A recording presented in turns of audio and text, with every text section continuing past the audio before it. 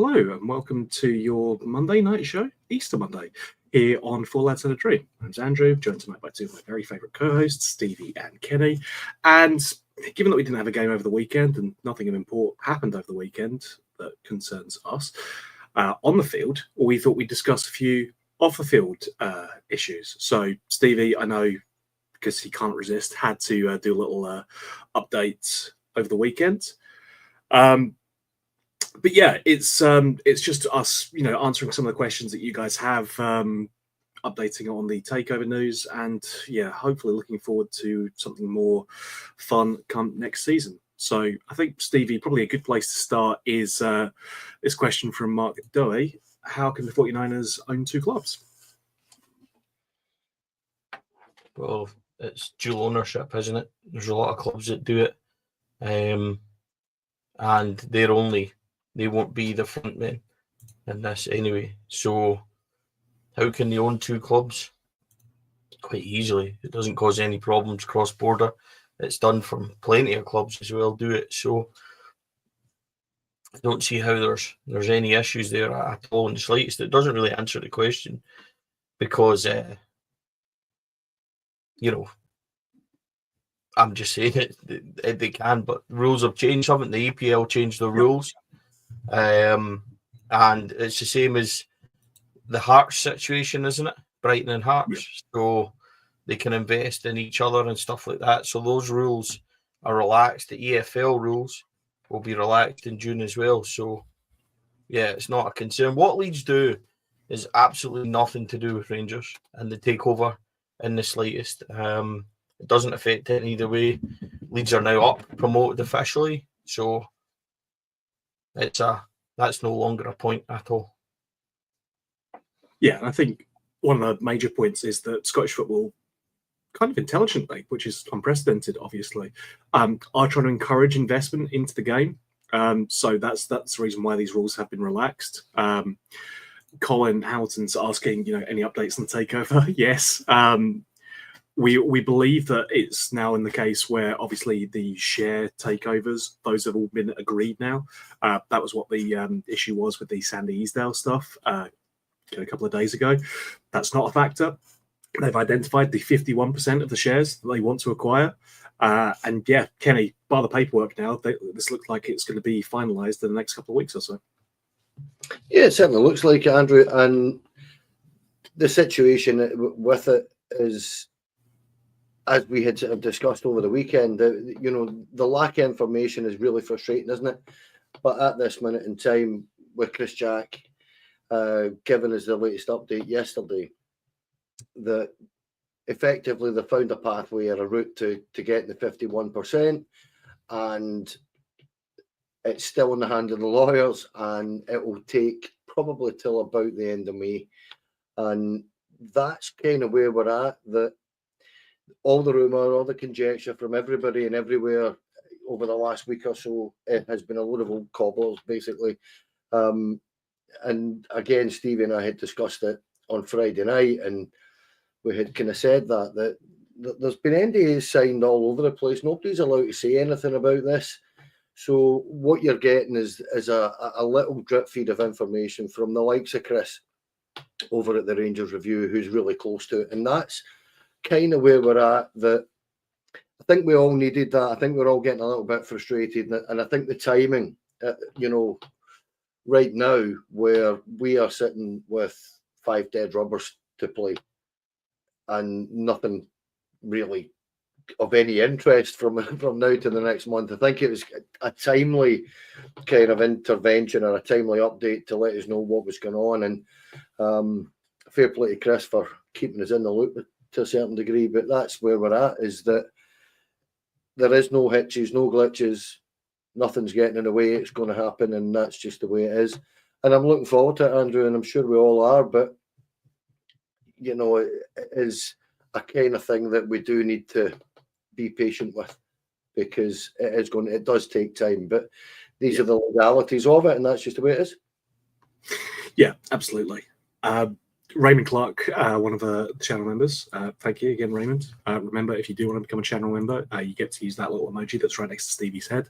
There's other benefits, but that's the main one. He's asking if we think the new owners know who the manager will be, and do we think that they're making a plan for who's staying and going? Stevie, I'll throw it to you initially, but Kenny, I mean, you're welcome to input as well.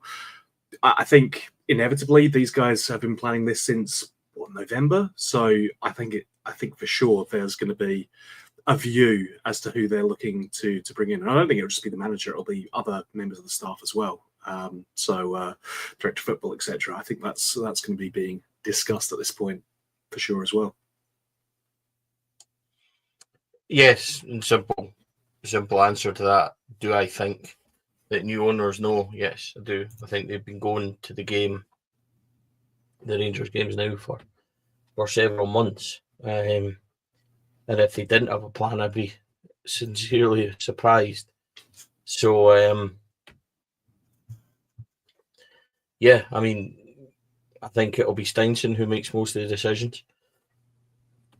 He's a technical director at the 49ers. And I'm pretty sure that he's going to be the man behind most of the decisions that we make.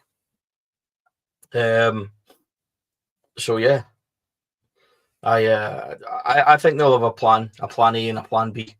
They'll have a backup plan. They'll know where they want to go. In terms of who wants to come in as manager, I think they'll be quite far down the line on both technical and manager, the sporting director and manager rather. So I don't see that as being in any way an issue. If they weren't, it would be a bit of a red flag for me straight away for them to come in and then say, right, now we're going to start looking. I think they'll be well in down the line. They'll be sounding people out. They'll be making sure they're aware of who's available and who's interested and stuff like that as well. So I don't see that as a concern. And I think they'll be having a good look at the football club overall, evaluating what areas need to be done, what areas need to be improved around the club, as well as on the pitch, and who's going to come in these positions. So that's all about the business review at this moment in time, which is currently ongoing, the football review. It's no surprise to me that coincides with this also. So yeah, I've got no worries that they're going to be coming in ready to go. I don't think that's a danger at all. No, I think they're a super professional organisation, and I agree with Stevie there.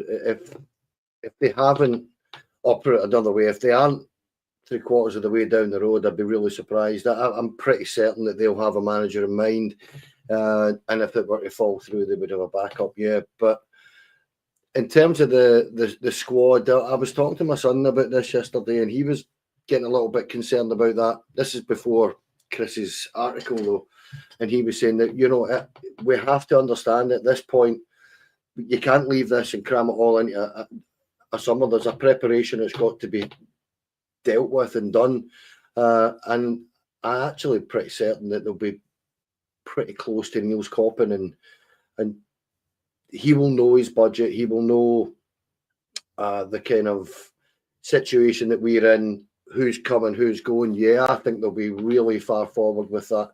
And I'm just looking forward to seeing who the next manager is going to be. I actually am at that point where,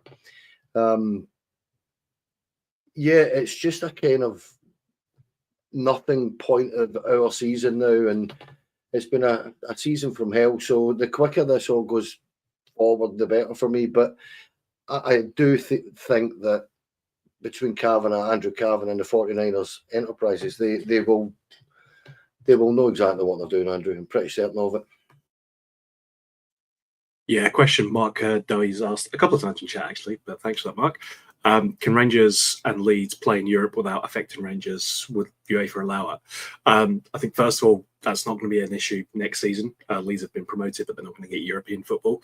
But equally, I don't believe it will be something that will impact either club if and when we're both actively competing in Europe.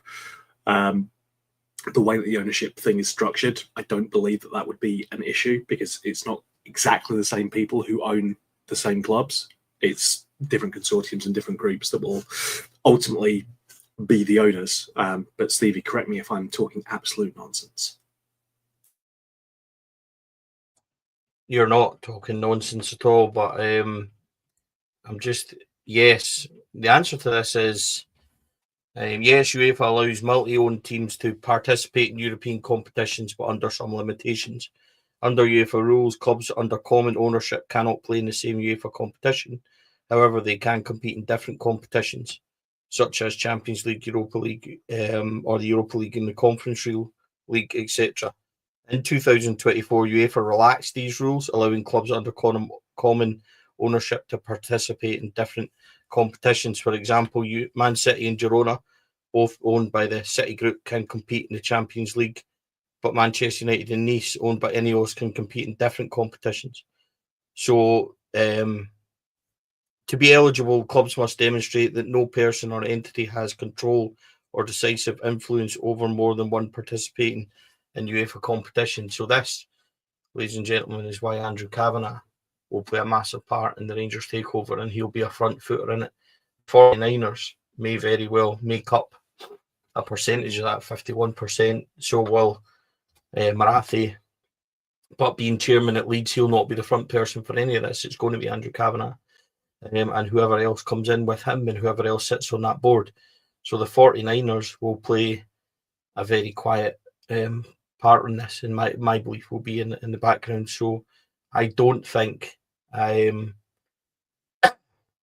that's a concern for Rangers at all. It won't be for a very long time. I'd be surprised if Leeds get in Europe for a good 2-3 seasons anyway. But at this moment, I think we're concerning ourselves with too much questions that, aren't at the forefront or shouldn't be at the forefront of our thoughts. When it comes to the 49ers and Andrew Kavanagh and stuff like that, I think there's more pertinent questions rather than Europe for me, Andrew, for sure. Andrew, Stevie, forgive me if I'm wrong, but did the two Red Bull sides not play each other a few years back? And that was allowed anyway, wasn't it? It was Leipzig and Kenny, we both know that UEFA will suit themselves, so I don't see it being an issue. It isn't an issue. As I say, the two. What's the Austrian side, the Red Bull one? It used to be Salzburg, isn't it? The two of them played each other a few years ago. I remember it, and there was no issue there. So there's ways and means around everything like that, I would imagine, particularly as you say, Stevie, with UEFA. They're not going to stand in the way of everyone making money, but especially not themselves.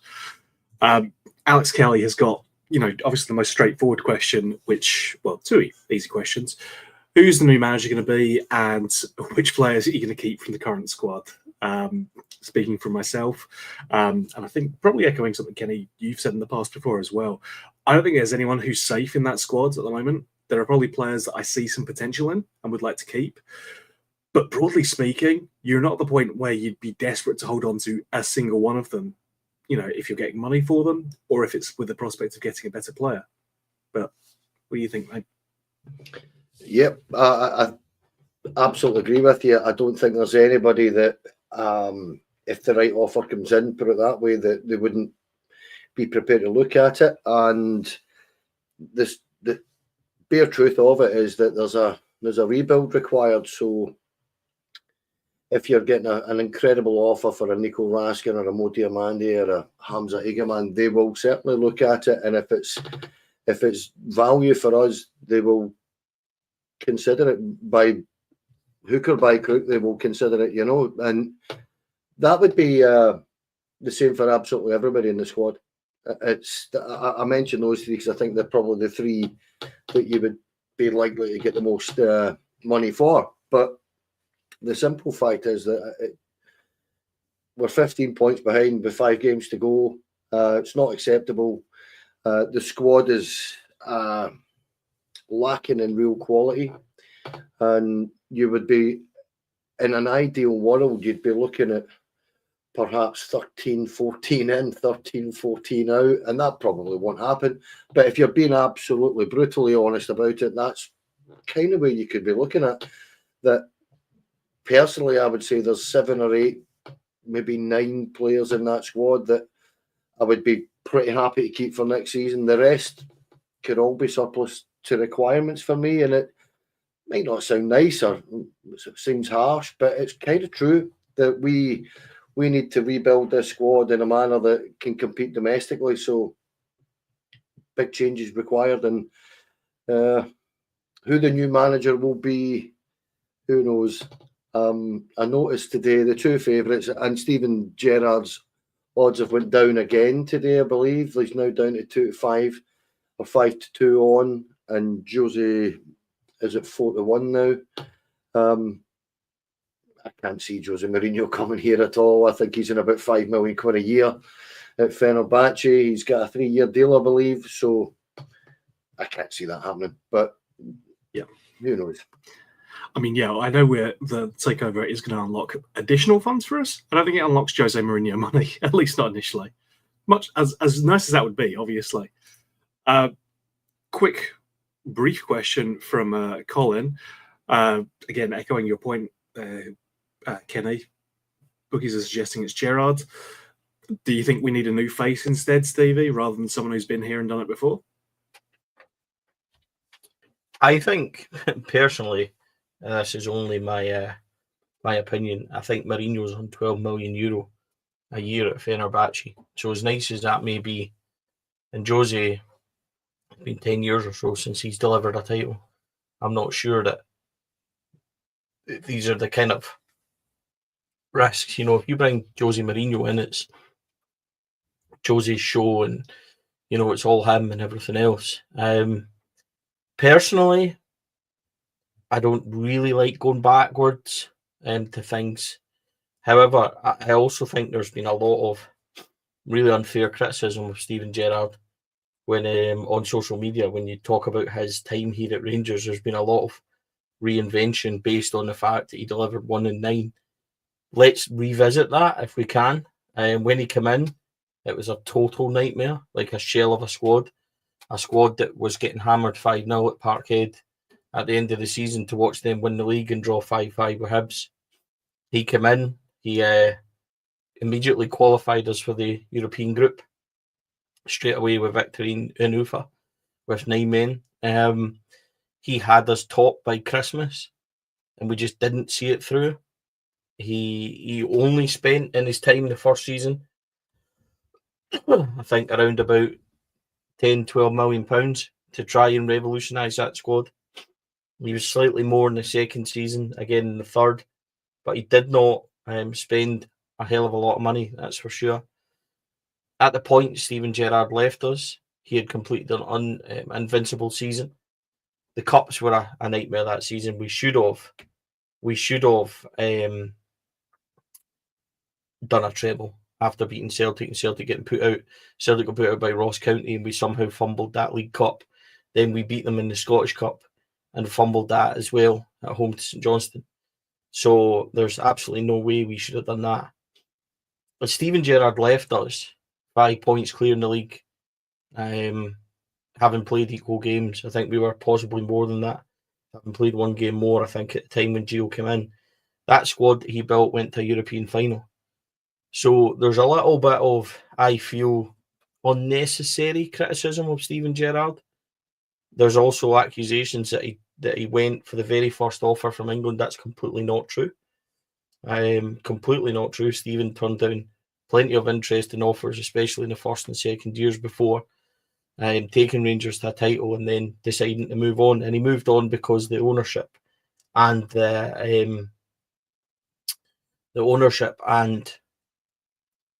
board at that time stopped matching his ambitions. So if Steven Gerrard was to come back, then it needs to be, and let's look at this from a broader point of view. It doesn't matter who, if it's Steven Gerrard or not. The infrastructure of this football team, of this football club, needs to be correct from the top down because it's broken and this keeps happening. So it needs to be correct. The boardroom, the owner, everybody that's in charge, everything needs to be absolutely spot on because the manager, the only things he should have to worry about is his signings, his training, and what happens on a match day. See everything out with that, all the questions about running the club and everything, there should be sporting director and everything else needs to be in place. So whether it's not Steven Gerrard, we need to get that infrastructure ready for whoever's come in. But if it was Steven Gerrard to be backed with a football club that's run properly, then I can understand why there might be people that would accept that. The issue is you've also got Steven Gerrard, who didn't do well at Villa, hasn't done well out in Saudi and stuff like that as well. So is he damaged a wee bit from that? Is he looking to rebuild? We'd need to wait and see. But I also think Steven Gerrard's quite an easy link. There could be anybody out there that the group are looking at, that Steinson knows and looking at. So I think Gerrard is an easy link. I think that Mourinho is a fanciful link based on the fact that he said that he'd never managed in Glasgow and wouldn't rule it out because he liked having a pint in Largs that day. So sure. I don't see that being I don't see it being an option. And even if it was an option, Jose Mourinho comes in for 2 seasons, 3 seasons maximum, and it's the Jose show. Would you really want that at your football club? In the state that we are, we need stability. Somebody that's going to come in and do a 3-year plan and a 3-year job. And then when we go and hand it over, it needs to be done properly. Yeah, I think a couple of points from the comments there. Bluebells are blue. It's not what he did; it's what he's done since. As you said, Stevie, it's the failure in the EPL, the failure at the Saudi team as well. I said that, didn't I? And I said about being damaged, and I can't read those comments. So as you know, I've not got my contacts in, so it's not even like I'm taking those words. But I agree with that. There is a degree of who would he bring with his backroom staff first of all, and then that's this question as well. Yes, does he bring Beale back with him? Because I don't think anyone's got any animosity towards the rest of the coaching staff, but Michael Beale will come with his own baggage. See, the truth is, Michael Beale might come and have a lot of issues at the start, but see, ultimately within 3-4 months, see if you're winning, nobody's going to care. Nobody wanted Kenny Miller back. I remember being at a cup final when they were telling Walter to stick Kenny Miller up his arse, and within months he had scored at Parkhead and nobody cared. So the fan base at the start, you might get resistance, a vocal resistance, but if Rangers are winning, the rest falls into place, mate, and it's not going to matter if there's Beale or anybody. I don't think Michael Beale would come back as assistant anyway, but whether he would get hounded or that, he might get stick. But see, inevitably, within the first couple of months, if Rangers are hitting the ground running and winning, it really doesn't matter what the crowd are doing. And everybody would fall in line anyway. Yeah, as ever, the most important thing is that Rangers have got a winning team on the park. And if you're delivering that, then that, eliminates a lot of criticism. So kind of related to that, Kenny, should any of the current management team be incorporated into the new management team as and when they come in, Kenny? It's a good question. I'm not sure, actually. I think no, actually, I don't think so.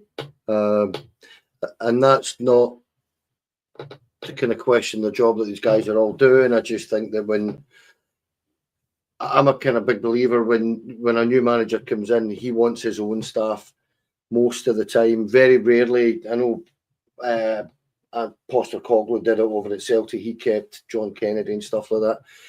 I don't know. Listen, it would depend on the manager, wouldn't it? When you think about it, if Steven Gerrard was there and it was to be Gerrard and he said, right, I want Alan McGregor there as my goalkeeping coach, you wouldn't have nobody's going to have an issue with that, really. In terms of Barry, Barry Ferguson's that kind of guy. I believe that if he's not getting the job, I don't think he'd want to stay, really. I just don't think he's that kind of person. Don't know him. I just get that impression about him. Billy Dodds and Neil McCann have done a fine job out there here in terms of doing the job to the best of their ability. But are they what a new manager's going to be looking at? Probably not, to be truthful. The one guy, if it was to happen to be Steven Gerrard, the one guy I'd like to see back in his backroom staff would be Jermaine Defoe. That's one that I would love to see back at the football club, because I've just, Rangers, and it's just a coincidence or it's a timing thing. But I've always felt that since the minute Jermaine Defoe left, the club has just been in kind of free fall. And yeah, but the kind of bottom line answer for that is I don't think any of them will stay beyond the next 5 games, to be honest with you, Andrew. Yeah, I think it's difficult to know because there's still those unpredictables. We don't know who the new manager would be. I think it's very unlikely that Barry gets given the job full time. And so you just don't know who's coming in and what they would want to do. So it's a difficult one. But I absolutely get the point as well about the continuity, seeing some of those backroom staff staying on. A lovely comment from Matt Weir saying it's always a fine listen. So appreciate that, mate. Thank you. Stevie, you need to see a doctor, bud, with that cough. Hopefully you'll be better for the big takeover pods. So yeah, we do think there's going to be some exciting stuff coming down the line for sure. We want Stevie healthy and happy for that. Stevie has seen a doctor 4 times, has had multiple blood tests, has had chest x-rays, had all sorts. And they think I'm possibly asthmatic. So we've now got an inhaler. So some days it's good, some days it's fine. Something irritates it and we don't know what it is yet. So it's a trial and error. But yeah, it's a bit of a nightmare. A wee apology last night as well. When I filmed the podcast last night, which Kenny starred for 27 seconds on, an outstanding reaction. I think almost 10,000 people have watched it, and so many new members to the channel and YouTube and everything else. I didn't realise that I had internet problems. It was 7:30, 8 o'clock at night in a house full of folk using the internet and streaming on the telly and all sorts of stuff. So apologies about that, because it broke up a couple of times and I'm not aware of that. So for everybody that did join us last night, I'm really sorry about the inconvenience of that. But yeah, with regards to coughing and doctor and everything, tried all sorts of stuff, honey in my drink, everything. So yeah, what are you going to do? I'm just putting that comment up there that says probably Kenny that irritates it. I mean, I'm not going to comment on it. I'm just throwing it up there and just... Thanks, mate. Now, of course. I mean, it's what I'm here for. There's a question from David McFarland, asking what's everyone's thoughts on Tav's position for next season. So I'll come to you first on that, Kenny. But for me, this season was a season too far. Despite the renaissance he somewhat had at centre back, it's still ultimately you're filling in a position. And for me, I think it was time to go the last transfer window. It's definitely time for him to go now. But what do you think, mate? Yeah, I agree. Listen, I've just said a few minutes ago that the club, the squad itself needs a rebuild. The club needs a rebuild. He's got a year left in his contract, I believe, and if he chooses to stay, there's not an awful lot anybody can do about that, really. But I, hand on heart, would like to see him go with all our best wishes and move on. Whether he does or not, as I say, going by his comments after the game about Barry Ferguson on Thursday night, it didn't sound as if he had any intention of going anywhere. But there's going to have to be harsh decisions made on a number of players here, and to be honest with you, James Tavernier is one of them. That I said, I think it was on Friday night to Stevie, that we've watched that error for 9 seasons. You know, at the back post, he just switches off so often, and I'd just like to see us move on as a football club from a number of different things, and that is one of them. I think we need a new captain anyway. I think we need a new right back, so it would make sense for him to go. But ultimately, it's up to the player. If he's got a contract, it ultimately is up to him. So we'll wait and see. But I'd like to see the majority of the squad go, to be honest with you, Andrew. So he's not the only one. So yeah, for me, I think you're in a position where I don't think he should be the starting right back, and therefore, does it make sense to have someone on that level of wages, because he's probably, if not then one of the highest paid players at the club. Does it make sense to have someone like that who you don't think is going to be starting every season? I think you're in a position then where you can, save yourself some money. Obviously, not that we will be wanting to do that because we've got loads of money, but you're still going to want to be financially prudent and not spend a good chunk of your wage budget on a player who, let's be honest, probably isn't good enough to be starting for us if we want to be achieving what we're looking to achieve. Can I pipe in? Of course you can, Stephen. On Tav, look, see, for me, it's quite simple with James Tavernier. It doesn't matter if you rate him or you don't rate him. There's so much baggage now that as soon as anything goes wrong at our football club, James Tavernier gets the blame for it, whether or not he's to blame or not. And I just think that as a football club, we need to move on from that, and it might cost James Tavernier. I think that James Tavernier, over the 9 years, considering what he's given the football club, deserves more than what he's managed. And if we had more players contributing to the levels that he did at specific times, we would have won more. But equally, I think now that rampaging kind of right back is gone. I think his legs have gone. And I think that for everybody around the football club and in the football team, he needs to either move on or be taken out of that 11, that's for sure. If you want to take him round as club captain, then absolutely fine. But Rangers need a new on-field presence, on-field leadership. And I just think, as I said, from a fan base, I think there's too much toxicity around James Tavernier, that as soon as something goes wrong, he gets the blame no matter what. So it might be best, if we're looking for a complete restart and a complete rebuild, that he's one of the ones that does move on for that reason. And that's only my opinion. And I like James Tavernier. I really do like him. But it's undeniable to say that he hasn't oversaw some really, really poor moments as captain. Yeah. And I think, there'll come a point where we discuss Tav's career in full detail. But at the moment, as you say, Stevie, anytime anything goes wrong, it's going to fall at his door. Because for a lot of people, he's going to be emblematic of this period of time that we've had where we just have not been successful as we should have been. And it's a lot of second places and almosts and nearlies, but not a lot of actual sustained success. And I think, as Alex Kelly points out on Facebook, new manager, new captain, new team, you need an overhaul for the entire lot. And I'm inclined to agree with that.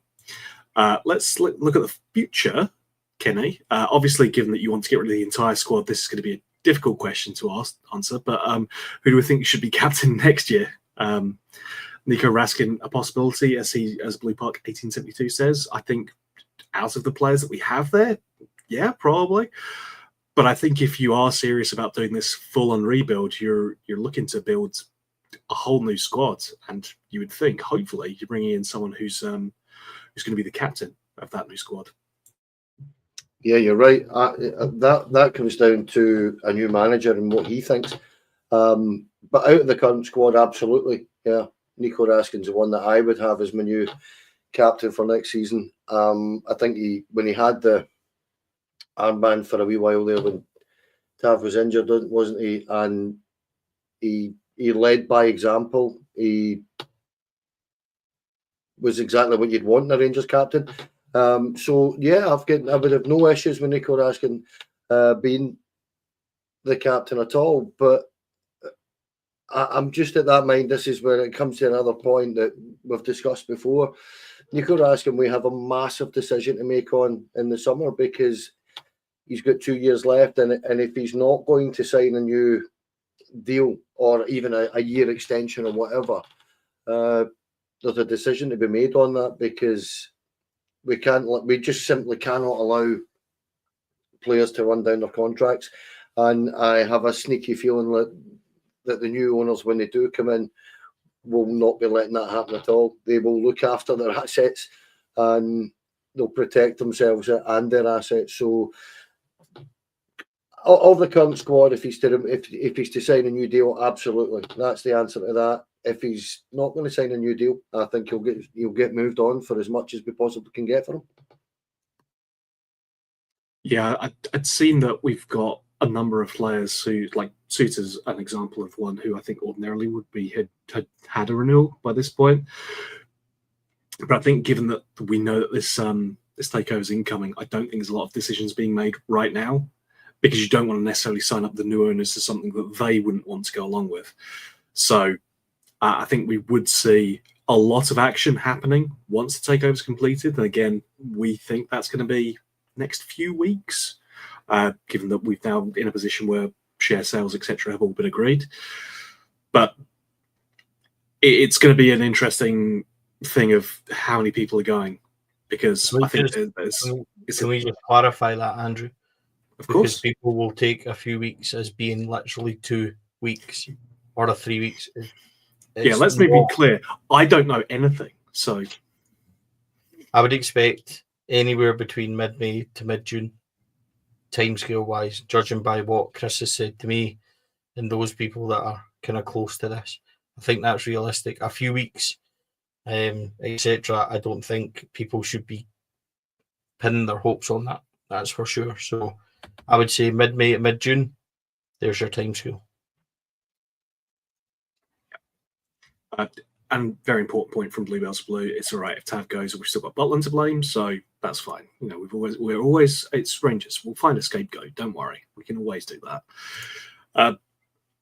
Yeah, there's another question from Bluebells Blue as well. Just do we put too much emphasis on having a certain type of footballer given the one-day game?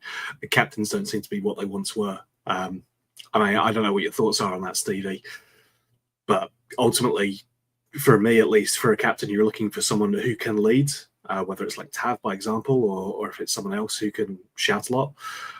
That's also very, highly rated in the Scottish game. So, yeah, I think you're looking for someone who's a leader and can set an example as well, for me, in the dressing room. And the right kind of example as well, because I think there's this the suspicion with Tav is that he's now setting the bad kind of example rather than the good kind. Am I allowed to answer that? Is that for me, is it? I mean, if you want to, it is your podcast. So, I mean, if you want to answer it, then I think you should feel entitled and feel free to do so. With regards to James Tavernier and what sort of captain he is and how he leads and everything else, James Tavernier is massively respected in the dressing room. The way he conducts himself, the way he carries himself, the way he behaves as a Rangers captain is highly respected. So I don't think there's anything that's different from that. Do you want somebody that is like an Alan McGregor type that shouts, screams, and goes crazy on the pitch? Or do you want somebody that leads who is able to speak to a referee and lead by example in performances? I think James Tavernier does that in terms of speaking to a referee and stuff like that. And I do kind of agree with Bluebells a wee bit that role has changed. I think, honestly, I just think that there's so much baggage that you probably need a new captain because of that. The problem is, I think you've got is that Raskin is your obvious choice in this current setup. But with 2 years left, I think he'll move. I genuinely think Raskin ran down his contract at Standards. I don't think he'll stay. I genuinely think he'll move on and we'll sell him for big money to help the squad as well. John Suter's only got a year left as well. So we need to finalise these things, as Kenny said. They probably would have been sorted by now. And that's the point in having them, goes back to what I said about having a good sporting technical director, in that these are things that need to be sorted so that the manager can concentrate on training and what's going on the pitch. So do we need a different kind of captain? It wouldn't matter if the captain was the quietest guy in the world. You need a winning football team, Andrew. And until they, fix the infrastructure, fix the club top to bottom, start putting these things in place now, start making these decisions now, that so when your captain comes in, when your manager comes in, the only thing he needs to concentrate is those decisions. And with a good foundation around him, a good infrastructure, then it'll make it a hell of a lot easier. Rangers need to stop going from one drama to the next. because we've done that now for years and years and years. And at that point, Steven Gerrard left. It finally stopped. It finally kind of calmed down, and we've went from drama again, and we need to stop that. So this needs to be the last summer we get to where things are a mess. You know what I mean? So that these decisions can be easier and made. So I'm more interested in what's happening off the pitch and what we're doing to help whatever decisions we're making on the pitch and stuff like that. Things like captain and all that should be easy. It should be easy. But the truth is that these are the least of our issues at this moment in time. Or in my opinion. Yeah, that's for sure, Andrew. For sure. Yeah, Kenny, it's a difficult one. There's another question that I'm sure Stevie will have some views on, but thoughts on Danilo, because it looks like he's going to be another player we'll make a huge financial loss on. I believe it was £6 million that we paid out for Danilo. Please absolutely tell me if I'm talking nonsense, because as I frequently am. But again, it's a lot of spend, as we've said in the past, on a player who unfortunately hasn't contributed enough on the pitch for the amount that we've spent on him. Yeah, I think it was €6 million, worked out about £5 million at the time. Could be wrong, but I think if my memory serves me, that's kind of the fee. And I feel, well, a lot of our players now, you know, Diamandi gets it at times as well. Danny gets it, where because of the fee, the pressure put on them is overemphasised to a certain degree. At the end of the day, £5 million for a striker, you're getting a £5 million striker. There's strikers going for £100 million, guys, and you're not getting the complete article for £5 million. Danilo has had one of those horrible seasons last season where he got two bad injuries, suffered if I remember right, just at the start of the season. Not a setback, but he had to have a tidy up operation. It's the lack of football that's holding him back now. I think he's just not getting any game time, and I think I've said the other night, I think it's really quite unfair that he gets so few minutes. But then again, if you're being blunt about it again, in terms of what's best for Rangers, you do have a decision to make about him, because I genuinely don't remember. Stevie will know this, how long his deal is. I don't know if he's got 2 or 3 years left. But if he's got 2, he's got 3 left. Well, let's see him from now to the end of the season, please, Barry, because we need to kind of have a proper look at him, see what he's capable of. And if I'm being honest, and this is a complaint about both Philip Clement and Barry Ferguson this season, is that for me he looks more of a penalty box striker, and we don't play him there. So I'd like to see what he's capable of in his best position, instead of popping him out as the secondary striker almost, or the number 10 at times. And I just think it's a wee bit unfair on the guy. I don't think that's what he is, and it's very difficult to judge him. But again, being harsh and thinking about what's best for Rangers, I do think we have a decision to make, because we're not getting value for money out of it. But as I say, I think the value for money thing gets overinflated, because he's a £5 million player, and you get a £5 million player for £5 million. You don't get the complete article. So that's kind of where I am with a huge amount of the players. He's no different from anybody else for me. Yeah, man, Kenny, like you say, he's a £5 million player, but £5 million 20 years ago went a lot further and got a much better class of player then than it does now. The market's ridiculous now in terms of spend. It's like £1.5 million player 20 years ago. Yeah. That's what I mean. No, for sure. Can I jump in on Danilo, please? You can. I need to bring up this praise for Kenny first, because it's so rare that we get that. It's always worth highlighting it. We do get that. But yeah, I'm inclined to agree about the Jermaine Defoe shout, because he's a good player. But sorry, Stevie. Sorry, apologies for interrupting. Carry on. Not at all. A lot of comments about Danny being injury prone and stuff. Danny's had 4 injuries at Rangers. One, when his face got that injury up at St Johnstone, he came back and he was tackled from behind at Hearts, which put him out for almost a year. He then had a fall in training, so had to have some kind of corrective small minor surgery, and then got an injury in a game. Again, Danny's been injured in battle 3 times as such. People talk about him not being clinical or good enough. And he was on 5 minutes in a cup final and with more or less his first touch, headed Rangers ahead. Anybody that watches Danilo's movement and his link-up play is miles better than anybody at Rangers up front. He's a 9 striker. However, he shouldn't play in the remaining games because he's not match fit. He's not even close to being match fit. You cannot bring Danilo in for a game at Aberdeen after 30 minutes in something like 8 to 9 games and expect him to hit the ground running. It's impossible. Rangers need to start Igaman as the 9 in the closing 5 games of the season. He's our star boy. He's the one that you want to build up.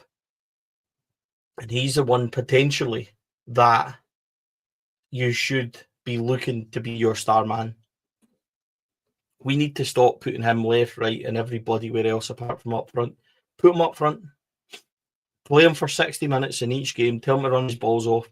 And then get Danny on for the last half an hour. And Danilo, then he knows what he's playing. He knows what he's getting. Maybe a game in there you can play Danilo from the start for 60 minutes, then bring Igaman on. But the 2 of them need to rotate that position because you need to start thinking about next season as well. So I wouldn't play them in a 2 either. I'm not sure at Aberdeen they entirely work because then Igaman's your point. He has to be a 9. For me, Igaman has to be a 9. Stop moving him about. We need to see what's happening with him also. So I think Danny's been a hell of unlucky. But here's the bollocks truth of it, Andrew, as well. See if somebody comes in the summer and offers you a decent wage for somebody that's got 3 years left and offers you a decent price and takes him off, you're going to take that as well, aren't you? And that's just the truth. Likewise, anybody in the squad you're looking at. So that's just the way I feel about it. Danny, I've got a soft spot for because he's a really nice guy. But that's basically. But I think he's been a hell of an unlucky. People say he's injury prone. You know, you try getting smashed in the face and then getting your ACL done with a horrendous tackle up at Tynecastle, and that takes you out for the best part of 18 months. I think that's a bit unfair to say you're injury prone when that happens. To be honest with you, I think he's lost nearly a stone in recovery in the last couple of months trying to get back in the team. He's physically fit. He's not match fit. He needs a proper pre-season. He also needs, by the way, Danny's a 9, like a box penalty 9. Our team isn't set up for those type of players because we don't have wingers. We don't have 10s that play in those positions properly. So maybe there's a lot more work to be done to actually help him as well. So, no, I'm convinced that you know, Danilo's one of these ones that might end up on loan with 3 years left in the summer. He might get a loan move somewhere if we don't see him as being long-term. I know that it's quite obvious Barry doesn't fancy him. That's for sure. So we'll need to wait and see who comes in to see if they like the look of him. Yeah. And I think, as you said earlier today, that I don't think there's anyone in the squad who should feel like they're safe either. You're in a position where this group of players have consistently failed to deliver season on season, and where we sit in the league and everything else. Yeah, it's clear that realistically, this group of players aren't good enough. And so I don't think anyone should feel entitled or feel like they should be in a position to stay here. But if they want to prove that they're here, then they need to do it when they get a chance, which was something we didn't see in the game before the Euro tie, where a number of players were brought in and didn't really bother their asses. So you would hope that these last few games, there's nothing to play for realistically. Yep. Can I say something as well? Is we've got to be realistic as well. You're not going to sell 20 players and buy 20 players. You might realistically only want to keep, for example, Diamande, Raskin, Igaman, right? And then say to yourself, the rest of them can go and everything else. And I understand that. There's going to be 10 players that will be kept from that. They'll pick because you cannot it's going to be a difficult enough job in the summer as it is, Andrew. So Danilo as second, third choice striker while he's got 3 years left, a good pre-season behind him, might work. Likewise, they might feel that Jeff Day at left back and bringing in a starting left back because you can't sell both of them. These are things that people are going to have to, I think, get ready for. This is a 2, 3, 4 window job, and they're not going to do a 20 in, 20 out in the summer. Kenny talked about 12, 13 in and out. That's realistic, I think. I think there'll be lots happening. But of those 12 in, you might only get 7 or 8 that hit the ground running if you're lucky. And then you have to recycle and go and stuff like that. So there'll be players in there, Andrew, that did anybody really think that Andy Halliday would stay first time round under Steven Gerrard, for example? You know, him and Jason Holt, I think, were almost told to beat it. Steven Gerrard came in and stopped that. So I think there might be surprises in that squad, but you're still going to get 10 to a dozen who are going to stay. So, you know, and they're going to have to try and figure out what they can get from them and go from there. Stevie, sorry, Andrew. Steve, it was the I'm same about to make the same point as you, Kenny. So revolution, as they call it. The first season, people maybe don't recall that there was nowhere near as many changes as you would have expected because it was a massive revolution. But when you look back, the majority of the squad was there from the previous season. It does take time. And what I was going to add to it is that what we all need to understand, everybody here, is that if and when a new manager does come in, everybody's starting with a clean slate. Everybody will start with a clean slate as soon as he comes in and starts taking a look at guys in training and in pre-season. That's what's going to happen. And there is definitely a player in the likes of Danilo. There's a player in a number of them, but we're not getting the best out of a lot of them at this minute in time. But Stevie's right. There's so many of them with that kind of 2-3 years left that we've got huge decisions to make on. Yeah, and as Finn Fogel points out in the chat there as well, Souness only had 4 or 5 players in his first season. He won the league, so it's doable. You just need to. But who were those 4 or 5 players? No one important, no big names there, Stevie. Come on now, let's be real. Chris Woods, couple of lads from England, yeah. We sign guys from England all the time, and it always works out great. So yeah. I'm conscious that we've gone for nearly an hour, and obviously thanks to everyone who's contributed to the questions tonight. We couldn't do it without you. A couple more points to quickly address. Paul Sturrock asking, what is it with us and bloody injuries? And I think it's some kind of voodoo curse at this point. Yes. See, on that, I kind of noticed through squinty eyes that somebody up in the chat had asked about what's happening with the medical department. So the medical department, yeah, there we go. So Doc Waller is retiring, as we know.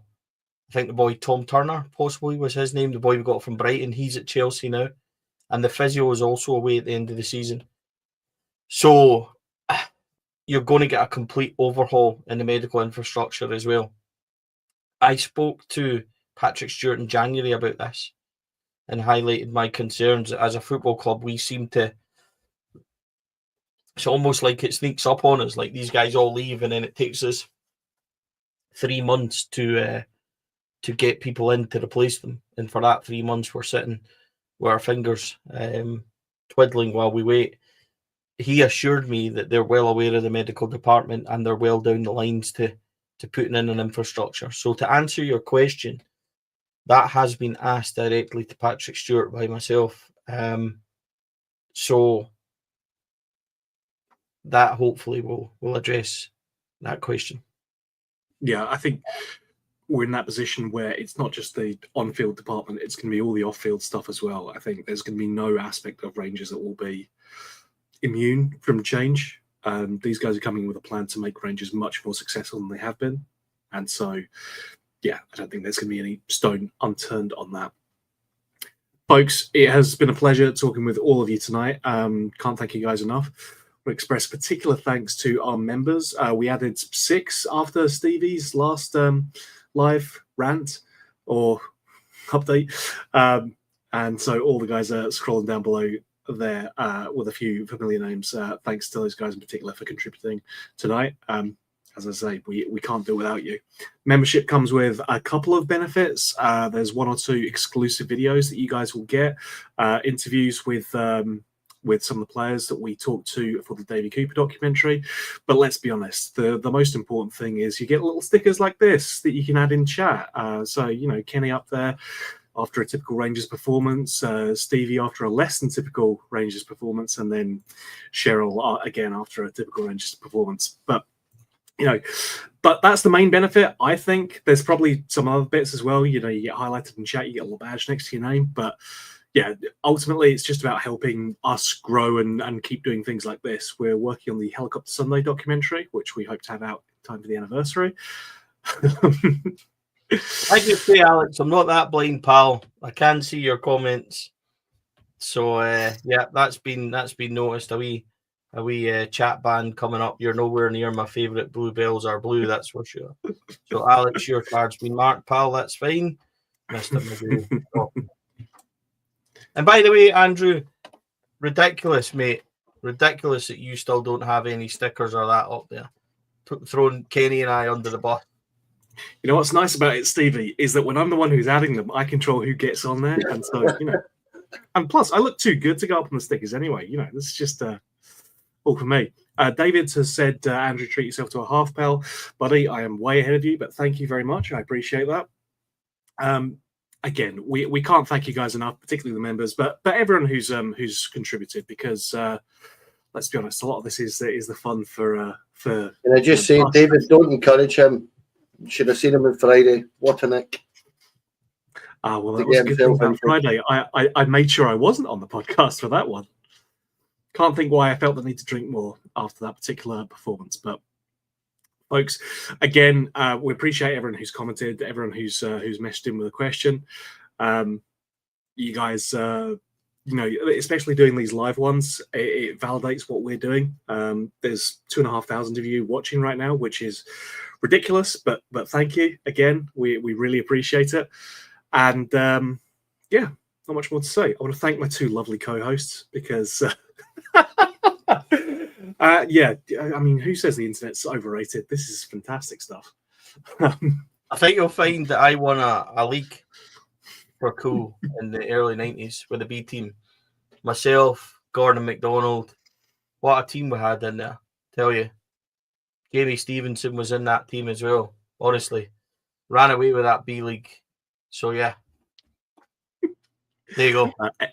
Excellent stuff. I want to highlight Paul, who's oh no, you can't see the emoji. Well, that's a good thing that I can just do that. That's the emoji that Paul's using there, guys. And you can do that too if you become a member of the chat. Always love to see that. Half time at Parkhead emoji. That's what that was. I mean, it's worthwhile, right? Let me thank my 2 lovely co-hosts. So he'll be here all night. Kenny, again, always a pleasure, mate, and thanks for coming on. No, thanks, Andrew. Thanks, Stevie. Really enjoyed that. Some cracking questions, good debate, good discussion, and amazing to see 2,500 sitting watching it live, isn't it? It's brilliant for us. Thank you very much, guys. Yeah, appreciate it, folks. Stevie, as ever, mate, thank you again. I don't think we're quite going to crack the 10K that you got for yesterday's one, but I think we'll still do okay. Look, just a massive thanks to everybody that watches. So, that's all. We can't do it without people. We started this pod about a year ago and started it from nothing, really, in a place where there is so many pods and thousands of people tune in, thousands of people watch, thousands of people download, and we really enjoy it. So we appreciate it. People asked us to go visual. We went visual. People asked us to go live. We've gone live. So people want us to do interviews with players. We've got 3 or 4 lined up that I'm going to be doing, which are controversial and are good fun. So we're really looking forward to it as well. The members will get them first. They'll hopefully happen within the next couple of weeks. And we'll just keep trying to bring content, even during the summer when the football stops. We'll keep going. And we'll take people that are members that are in the kind of Four Lads family and stuff like that, we will. They'll be the ones who, if they request shows and stuff, we'll do those shows. So we can come to your house and do one absolutely no problem. Are you making sandwiches? Because obviously I need fed, obviously. So get a 6-pack in as well. Yeah, something like that for you. Yeah, some of us are teetotal, but Some of we us do, are. as I said, we do it because people watch and people contribute and people get involved. So, we love it, and just thanks to everybody that gets involved and watches it. We don't take ourselves that seriously, that's for sure, and we hope that people enjoy what we do, and that's really it. Huge thanks to our sponsors as well: Andrew Rhino, Clydeview Joinery, Atho Industrial, CSD Air Conditioning. They're all staying with us next season, so we'll be able to keep putting money into the football club. This podcast puts in thousands of pounds to Rangers Football Club for advertising, sponsored of players and everything else. And that's all thanks to people that watch and people that contribute and everything else. We can't do these things without people. So it's a bit of a long-winded way to say thank you for everybody, but I'm very thankful for those.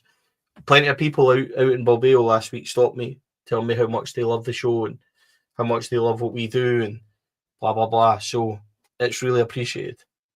And the more that people ask for stuff, if people have got requests, people want to talk about subjects and that, get them in and we'll do them. And wanted a live Q&A, so we've done one.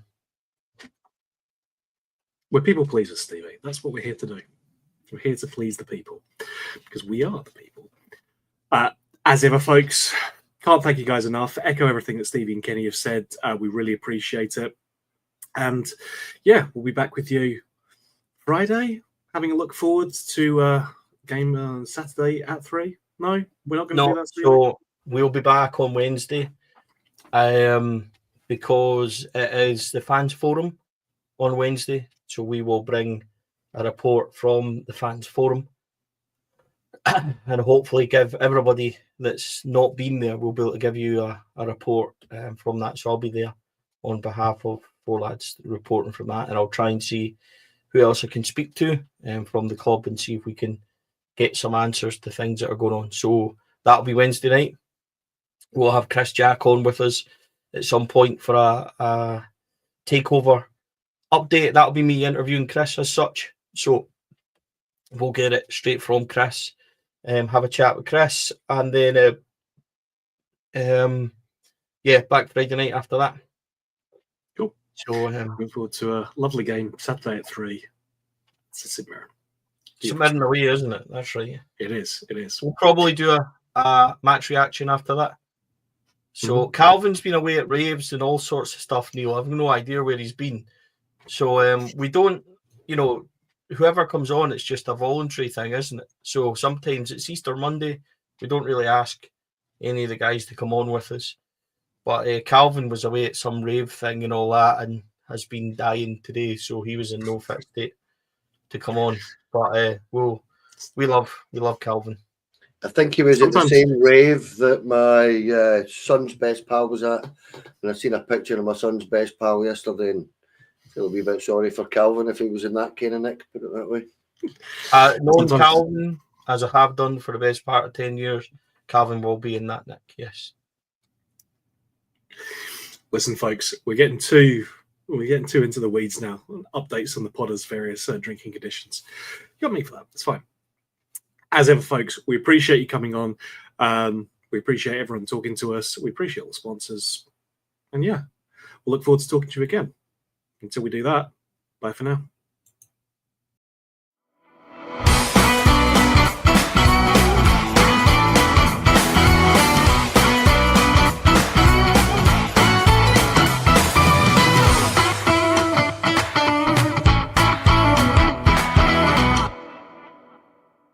The Four Lads podcast is sponsored by Rhino Express, Clydeview Joinery, Atho Industrial Solutions Limited, and CSD Air Conditioning, in partnership with Black Rooster and Art of Gold.